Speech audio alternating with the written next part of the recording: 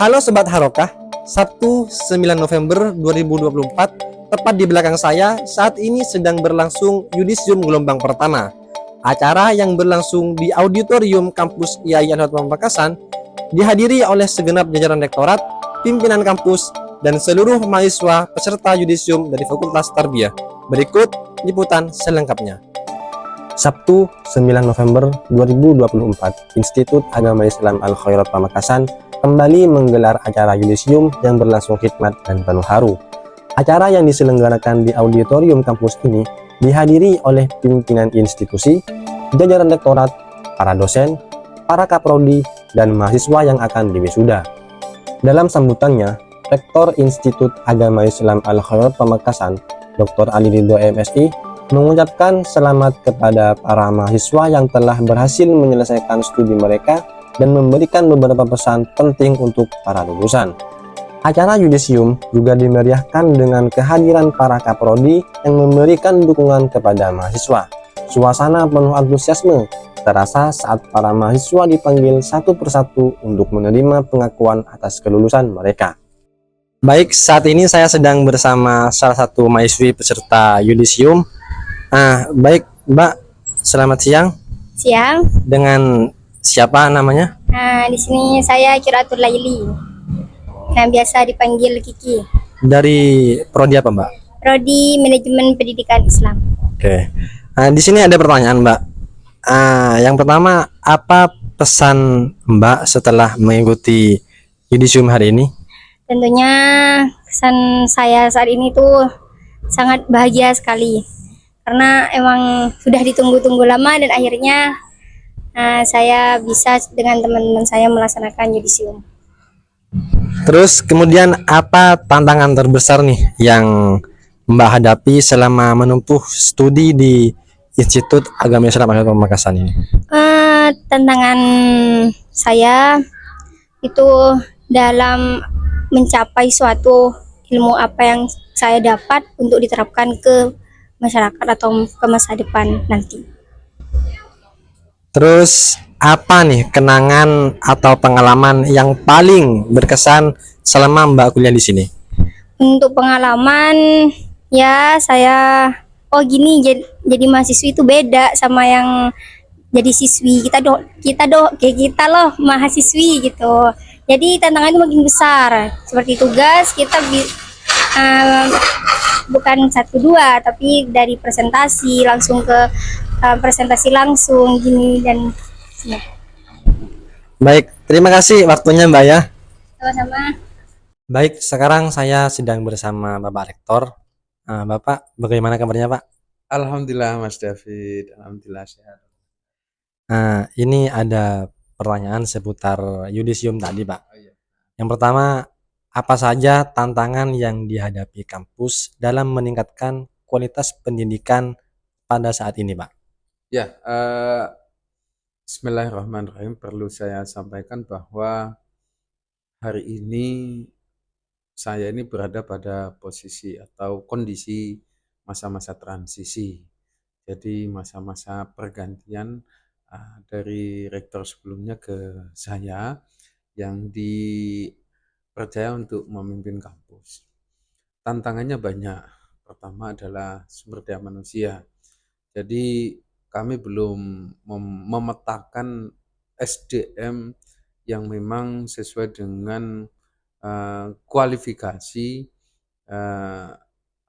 mahasiswa. Jadi kualifikasi yang diinginkan oleh mahasiswa itu tantangan bagi saya. Jadi ke depan bagaimana dosen itu harus menjawab semua permasalahan-permasalahan yang dihadapi, termasuk tuntutan bagaimana memberikan menyebar atau melakukan penyebaran mahasiswa ke depan.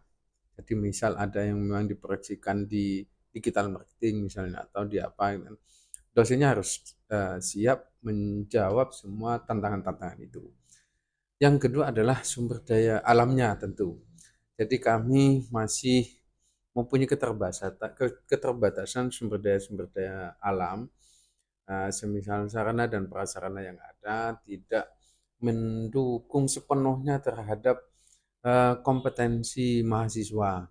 Sehingga ini menjadi tantangan bagi saya bagaimana kesederhanaan, bagaimana keterbatasan itu tetap memberikan layanan maksimal, bagaimana mahasiswa tetap maksimal outputnya, sesebisa mungkin juga outcome-nya gitu. Ini tantangan bagi saya. Nah, kemudian pertanyaan selanjutnya, Pak. Bagaimana kampus mempersiapkan lulusan agar siap menghadapi tantangan di dunia kerja, Pak? Ya, sebetulnya kampus ini sudah menerapkan MBKM ya. Jadi kampus merdeka, kampus merdeka, sehingga salah satu poin sebetulnya bagaimana mahasiswa itu bersentuhan langsung dengan dunia industri. Sebetulnya banyak hal. Pertama, kaitan dengan mata kuliah yang memang bersentuhan dengan bangunan-bangunan mahasiswa pasca lulus. Salah satunya adalah entrepreneur, kan. Di sini adalah CCI, misalnya karakter, kompetens, dan entrepreneur, yang memang itu sejak dari awal menjadi mahasiswa itu selalu ditekankan. Itu berkaitan dengan mata kuliah. Yang kedua terkait dengan bagaimana bangunan mahasiswa itu betul-betul dituntut, disarankan untuk beraktivitas di luar akademik mereka. Karena itu masuk di SKPI. Jadi mahasiswa lulus itu sesuai dengan dengan undang-undang atau Permendikbud Dikti, itu salah satunya selain mendapatkan ijazah dan mendapatkan transkrip juga harus mendapatkan yang namanya SKPI, surat keputusan atau surat keterangan pendamping ijazah, yang di dalamnya itu menyampaikan atau memberikan penjelasan-penjelasan terkait dengan kompetensi yang dimiliki oleh mahasiswa. Khawatirnya mahasiswa itu tidak mempunyai nilai sama sekali disebabkan dia tidak mempunyai kompetensi lain. Karena dia tidak punya aktivitas selain kuliah, kan gitu kan. Kuliahnya sudah nakal, sudah sering bolos, malah tidak punya aktivitas lain misalnya di luar itu, sehingga tidak ada yang mau diisikan di SKPI. Jadi itu salah satunya.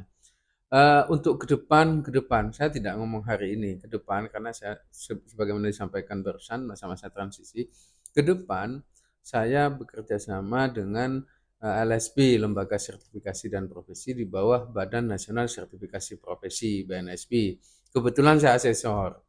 Jadi ke depan mahasiswa selain memang mendapatkan ijazah, transkrip, dan SKPI juga harus mendapatkan sertifikat kompetensi yang mengakui skill. Nah, skill mahasiswa.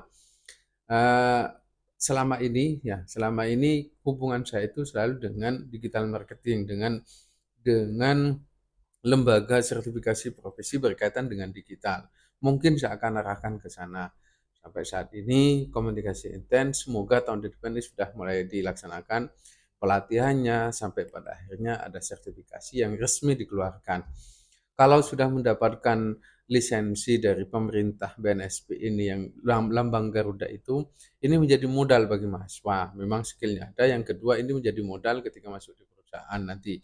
Ini upaya saya untuk mengenalkan atau menyiapkan mahasiswa nanti masuk ke dunia industri. Gitu kan. Oke. Baik, terima kasih Bapak Oke. waktunya ya Pak ya. Demikianlah laporan pada hari ini. Saya David Farhan bersama kru yang bertugas melaporkan.